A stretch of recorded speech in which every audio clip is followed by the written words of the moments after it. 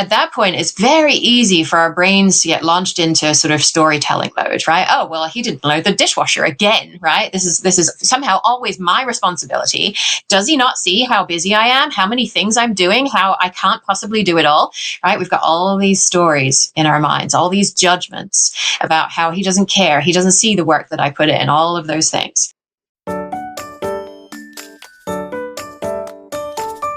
Welcome to Transforming the Toddler Years, a Core 4 parenting podcast for conscious, cycle-breaking parents ready to turn toddler tantrums into teachable moments.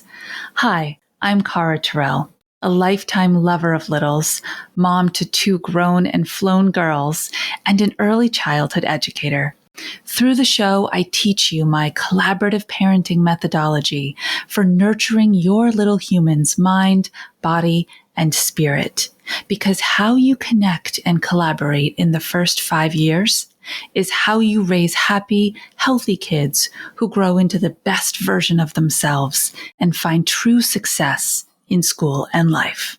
Today's guest is Jen Lumanlan from Your Parenting Mojo, and she is a wealth of information. She hosts the Your Parenting Mojo podcast. It's been named Best Research-Based Parenting Podcast by Lifehacker and downloaded almost 4 million times. If there was ever a sister show to go listen to, please go listen to hers. You know how much I love my science-backed and my research-based information when it comes to children's brain development. After attending Berkeley and Yale and following a traditional career path in sustainability consulting, Jen found that parenting was her toughest challenge yet. So get what she did. She went back to school for a master's degree in psychology and then focused on child development, and then got another master's degree in education. She trained as a co-active coach to share what she learned with other parents. She's also the author of Parenting Beyond Power: How to Use Connection and Collaboration to Transform Your Family and the World. If all of that sounds like stuff that would normally come out of my mouth, that's exactly why Jen is on the show today. She's here today to talk about the unique experience that happens in a partner relationship after the birth of a child. And she has this beautiful framework of needs that are unmet. And we're going to really dive deep. And she shares a really vulnerable story. So if you are having a baby, if you are having another baby, if you just want to build a stronger communication channel between yourself and your partner so you can deal with challenging moments better, this is the episode for you. Jen, thank you so much for making space to join us on the podcast. We are truly honored that you're here to share your story and some really important skills for us as we transition into newborn life. Thanks so much for having me. It's really great to be here. So I would just love to hear your story. I've read it, but I haven't heard you tell it. And I imagine there's a real oomph behind the onus that you felt to learn about the science of parenting. Yeah. Well, it was basically, I became a parent by choice, not by accident. And I didn't think I was going to be very good at it. And I started getting all these clickbait emails from Baby Center saying things like, 5 ways to tell if your child has a developmental delay. And I'm like, that doesn't tell me anything useful, right? It's just clickbait. It's designed to scare you and get a click. And I realized that the kind of information I was looking for didn't exist, right? I wanted to know, if they're looking at one study, how does this fit in the entire body of research and what's been said about this topic over the last 30 years? Does it support it? Does it refute it? Does it bring up a totally new issue that we need to think about? And so since that resource didn't exist, I thought, well, I might as well create it. And so I went back to school, got a master's in psychology, focused on child development, and then another one in education, and started the podcast as a way of sharing that with others. I've since learned that's what autistic people do when they are interested in something, is they go and get a master's degree in it. But I didn't know that at the time. Found that out through a podcast episode about 3 years ago. And so, yeah, it's definitely been a journey to share through the Your Parenting Mojo podcast what I am learning about what the research says about raising children. Well, that's commitment. That is, I am all in. And I totally understand the desire. I'm someone who has a deep and committed love of learning. I know there's always more to learn, and I'm reading the books all constantly. And then I'm fact checking that with what's happening in my real life, especially with older kids now, and just seeing that through line that happens when they're infants all the way up. And you have, how old's your child now? She's 10 and a half. Okay. So you're at the halfway mark-ish. Halfway to something, yes. Yeah, that's a really, really special age.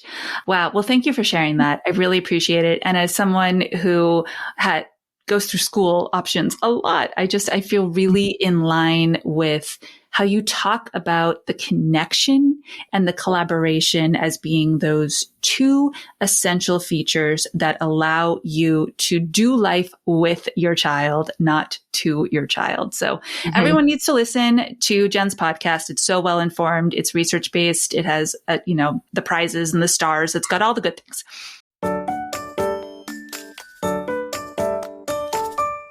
Calling all of my teachers and early childhood professionals. Cara here, just popping in to say thank you. One of my favorite things about this podcast is knowing that it's not just parents who are listening, that you are part of this toddler tribe too, because you serve them on a daily basis. Did you know that I do early childhood education trainings, pre-service, in-service?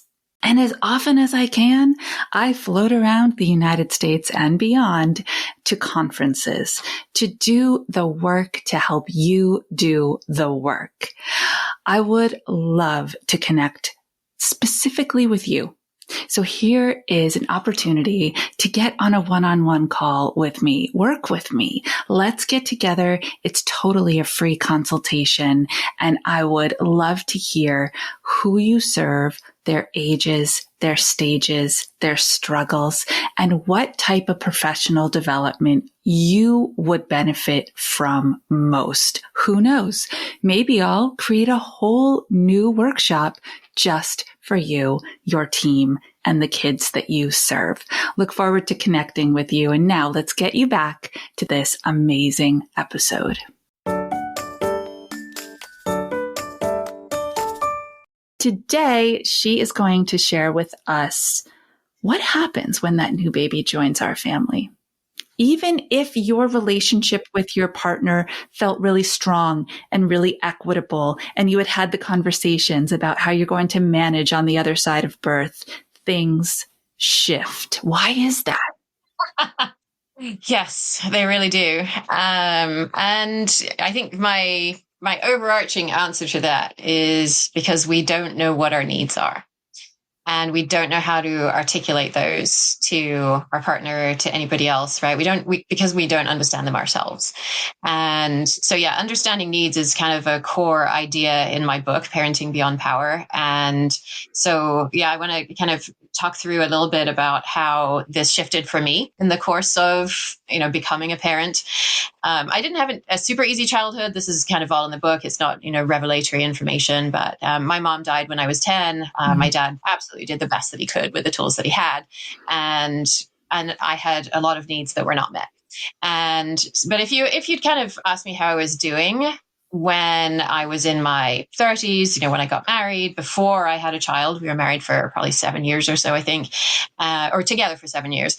And I would have said, I'm fine. Right? I'm fine. I had some tough experiences in childhood, and I struggled with some eating issues. And now, I kind of got a lid on it. Everything's fine. And then I had my daughter. And it turns out that there's a whole bunch in there that kind of has never been dealt with, right? And I got the first inklings of it when my husband was on paternity leave, which he got 3 weeks. And so he was 100% willing to do anything that I asked him to do, right? If I asked him to get me a drink of water, he would get it. If I asked him to make something for me, he would make it to eat. And then he spent the rest of his time training for a 100-mile bike ride that we had done together the year previously, and watching Game of Thrones. And I still can't watch Game of Thrones without going back to that time period. in my life. And I just started to get this inkling of something about this isn't right. And I don't know what it is. I have no language for it. Other than this vague sensation that something isn't quite right, I just can't, I can't put a finger on it. And so it kind of continued from there, just little step by little step, right? Almost imperceptibly, with things shifting in our relationship, with me taking on more of the work around the house, more of the, I'm the one making sure that our daughter has food for preschool every day, for the bag has all 3 changes of clothes in it because they play with water and all that stuff is stocked. And it ends up building into this incredible kind of frustration, anger, resentment that I had no idea was there. And I think it comes out sort of most often, more recently. It's tender to talk about this today because it really came out yesterday when I was sitting actually in the spot doing some work. My husband and my daughter are in the next room, and I hear his voice getting raised. And I know that they're talking about her leaving her stuff out on the table. I can't hear the ins and outs of it. But he's not shouting at her, but his voice is raised a little bit. And I hear her voice quavering a little bit. And I know she's on the verge of tears. And so I go out there, and it just takes me right back to being a teenager when, my dad would lecture me for what seemed like hours on end over my failings as a human being.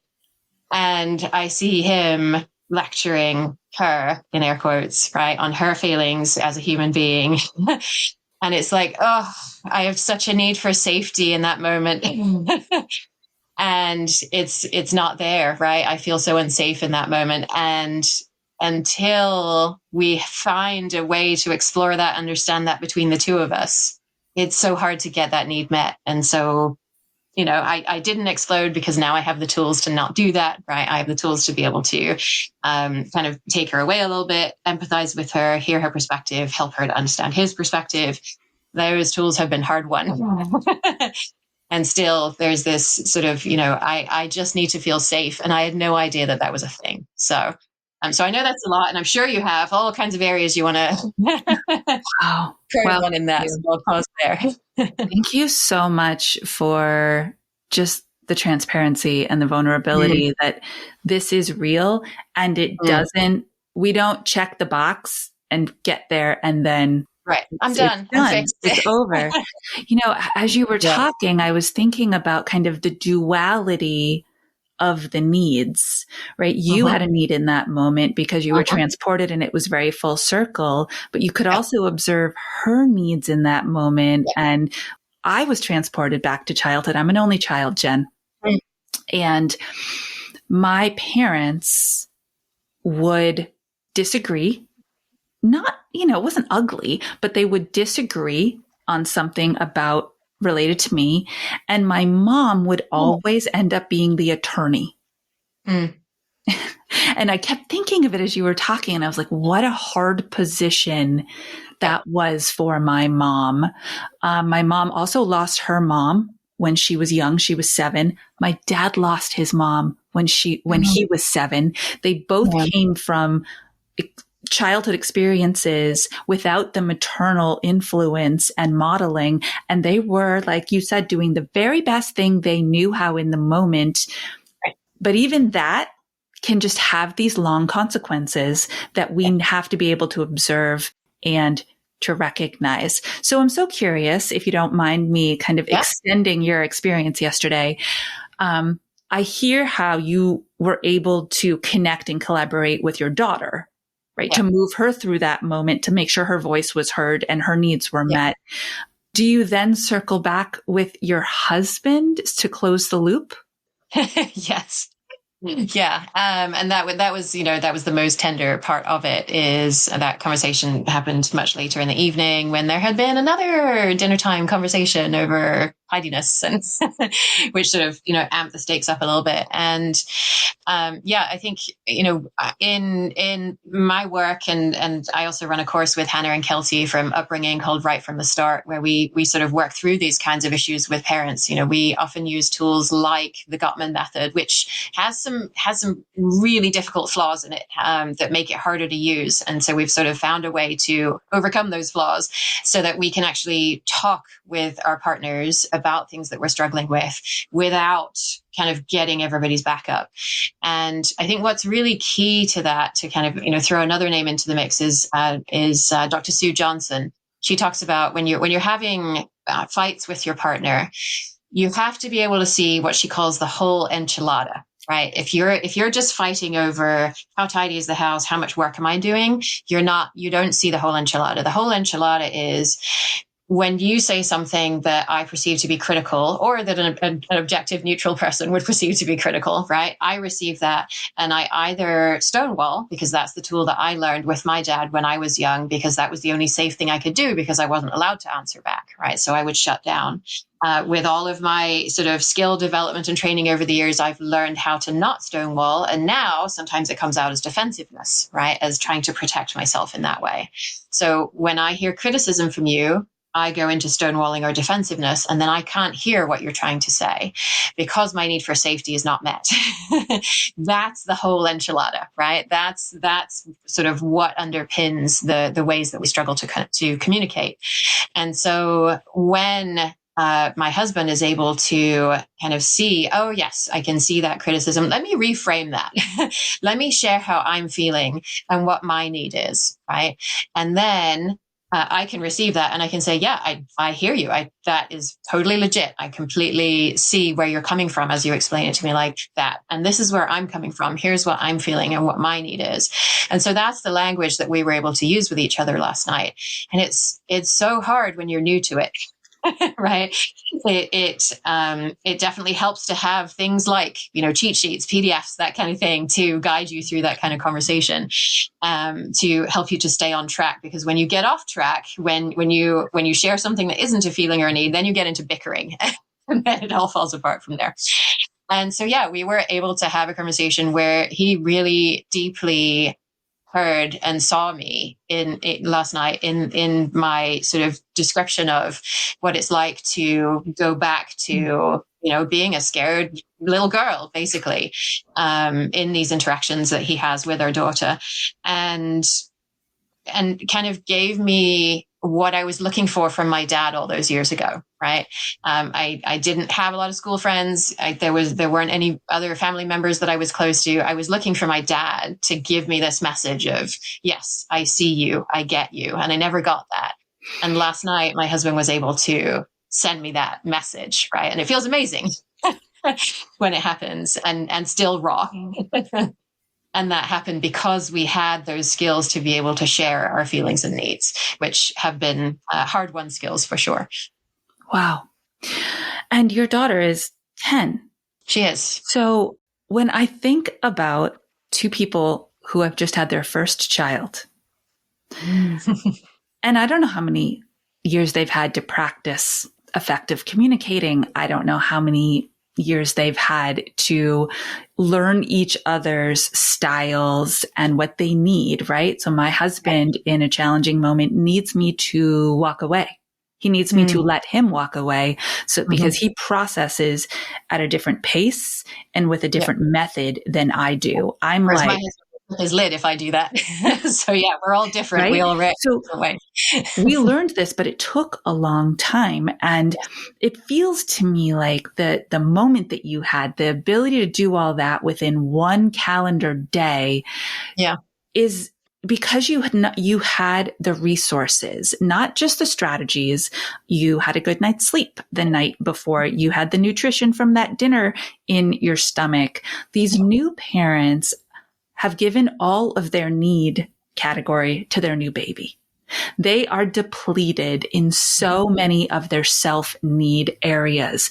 So if you were talking to new parents right now who were like, she just doesn't get me, he doesn't get me, why does she think I got to do everything? And why does he think that I am doing everything? But they can't, they're in survival state. Right. How do you get through so that they can truly process and understand each other? Yeah. Oh my goodness. What you're basically asking is, what do you wish you would know when you became a parent, Jen? And I guess what I would be looking out for is those signs, right? Those signs of frustration, of anger, of resentment. It's like a little red flag that indicates, hey, unmet need. There's something here that isn't right, right? And I have sort of publicly available resources, feelings list, needs list, yourparentingmojo.com/feelings/needs. And it can be really helpful when you're like, I don't know what my need is, to look at a list of needs and say, oh yeah, I'm going to work down this list, and it's subdivided. So sort of from least intense to most intense within a particular category. So working down from the least oh yes, that's it. that's what I'm feeling right now. And then sort of using our feelings as a signpost to our needs, right? If I'm feeling frustrated, angry, resentful, what's going on? And at that point, it's very easy for our brains to get launched into sort of storytelling mode, right? Oh, well, he didn't load the dishwasher again, right? This is somehow always my responsibility. Does he not see how busy I am? How many things I'm doing? How I can't possibly do it all, right? We've got all these stories in our minds, all these judgments about how he doesn't care. He doesn't see the work that I put in, all of those things. And when we can take a pause and think, okay, what if that's not the case? What if that's not true? And one tool I love to use with parents to do that is to insert the phrase, I'm thinking that, right? I'm thinking that he's lazy. He doesn't care. He doesn't see all the work I do. Oh, okay. That creates a little bit of distance between me and my thoughts. Maybe there's another potential explanation, right? Maybe those are not the only 3 potential explanations for the behavior I'm seeing. Maybe he's also tired. Maybe he's also feeling overwhelmed, right? Maybe he's doing the best he can with the tools that he has. And so we can start to kind of interrupt that narrative, which I think I hear from new parents over and over again, is that narrative of who's doing more, right? I invented a game at some point in those first 6 months called My Husband Sees Something That Needs Doing and Then Does It. Right. That's how resentful I was that he just didn't see the things that needed doing. And so what if I could have looked at a feelings list, said, I feel really resentful right now. What's going on with that? Look at a needs list. Need for partnership, for collaboration. That's what's alive and true for me right now. I wish we could feel like we were a team. I'm not feeling that right now. I wonder if he's not feeling that. I wonder if he has needs that aren't met. What if I could go to him and instead of picking a fight, which I will fully admit to having done, picking a fight over why didn't you unload the dishwasher again? Instead, if I had gone to him and said, my need for partnership and collaboration is really kind of taking a beating right now. And I'm wondering if you're feeling the same thing. Would you like to feel like we're more on the same team? Would you be willing to have a conversation about how we can start to work towards doing that? You know, it's very different to be on the receiving end of, here's my need, and would you be willing to help me try to meet that need? And how can I help you meet your needs? Than, why didn't you unload the effing dishwasher again? Because you just don't see the work that I'm doing. Yeah. It's really unbelievable when we are able to, what I heard you say, take ownership of our thoughts. And it's not something that we were taught how to do. And so owning them then gives us the onus that we have a choice to make. Yep. And then we go down the path that you described. You know, one thing, and this didn't come together for my husband and I for many, many years, I'll be honest. And, you know, he would 100% say true. One thing that worked for us over the years was consuming the same information, consuming the same books at the same time. I'm a reader. He's a listener. So you're welcome to all the authors that we bought your book twice. But that's the way it worked for us. And then we had a baseline where those conversations could happen. And I didn't feel like I knew more than he did, or he didn't feel like he knew more than I did and had to somehow try to explain the theory to me before we had the conversation around the issue. Yeah. I wish that everybody had that available to them. My husband is not a reader. He's read one book in the time that we've been, you know, the almost 20 years we've been together, and it's my book. So different couples have different strategies that are going to be available to each of them. And there is definitely the very real danger that it is the female in a cis-het partnership who is going to take on the burden of doing the research, right? That's what we typically see in my parenting membership. There are some men who are there of their own accord. There are some who are partnered with women and who are there because of that. And there are many more women who are there by themselves who are doing this work and this research because it's important to them, because they have learned in our culture that we are rewarded for being quote unquote good parents, because we want to parent differently than the way we were raised, because we want to not pass on intergenerational traumas that our parents have passed on to us. And it's very often women who are there doing that work, and men in general are often less willing to do that work. So it is a challenge that I have not fully addressed. I will say that some women tell me, yours is the only podcast that my husband will listen to because it's based in science, and science is rational and more approachable for a male-oriented brain. So there's that.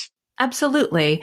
And, I do want to shout out all of those millennials because they are doing the work. I mean, I'm almost 49. My cousins are a cool 12, 13, 14 years younger than me. And I watch them in their partnerships. I watch them as they share tasks. I watch them as they check in with each other. And more than that, I watch my male cousins approach fatherhood from a place of engagement. It's as much about the partnership with their wife as it is the intentionality around designing a healthy relationship with their child from birth. And man, I just sit on the sidelines and cheer. Yes, that is awesome.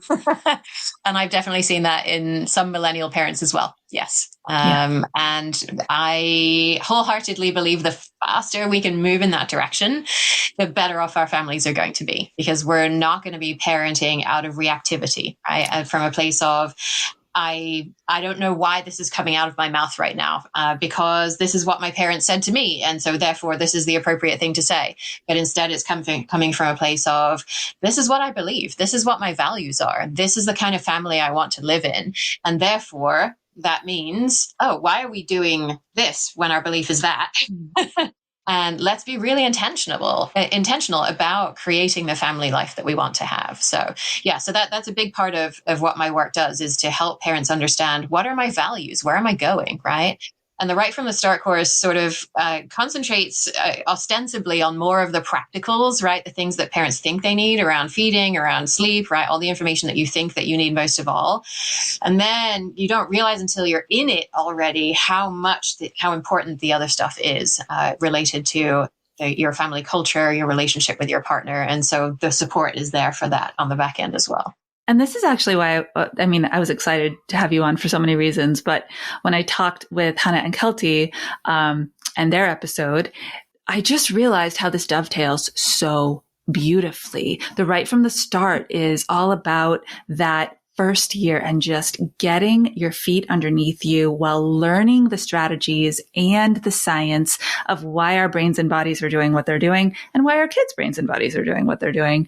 And then I teach a course called Transforming the Toddler Years. And the very first thing I do, we do not go anywhere near strategies until parents have written a personalized parenting mission statement that encapsulates the values of their family and the character of the people that they want to raise and who they become as adults. And it's usually an exercise that people go, why do I have to do this? Yes. And then as soon as we run into the child's behavior. As soon as we run into a behavior situation and I say, well, what strategy would you choose and why? They go, oh, I get it. Right. Because I have to choose a strategy that's based on my values, right? If I don't know what my values are, then I don't know what strategy to choose. They're all like, there are so many options. When I know my values, there are very few options and they work. It really is the most complicated, simple thing on the planet, this parenting job of ours. Yeah. Amazing. Well, I am so grateful to you for sharing your story, for walking us through kind of this, giving us kind of this bulleted list of I can feel and sense and observe emotions, and I know how to match them to the need that is missing. That is huge. And I just know there's so many people out there that have hit pause and they're like, wait, I just need a minute with that. Maybe I'll go back and listen to that one again. And then, all these beautiful strategies that exist in the course that you have, and the permission. The permission. When I read about it, I was like, oh, wow. They hold space for people who are holding newborns. And that is what people need so much in the very beginning. So we're going to have the link to that course in these show notes. Is there anything that can be a capstone of the course that you'd like to share with us so that people might be interested in reading more? Yeah.